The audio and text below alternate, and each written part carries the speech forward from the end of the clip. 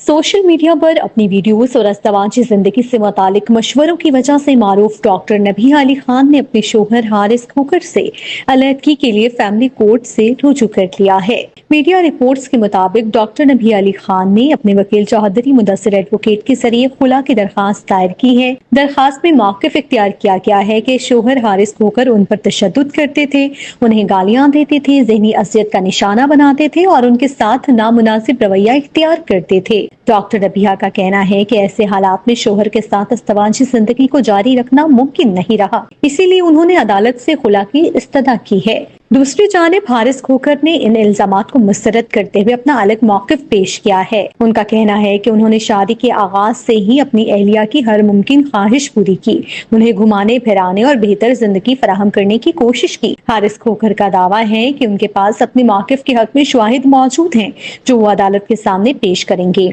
उनके मुताबिक डॉक्टर नबिहा ने उन्हें मुसलसल बदनाम किया और उनकी इज्जत को नुकसान पहुंचाया।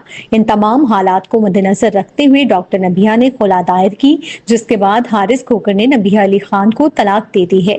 दोनों एक साल भी शादी न चला सके और रास्ते जुदा हो गए। आपका उनकी अलहदगी पर क्या मौक़िफ़ है, कमेंट में जरूर बताइएगा।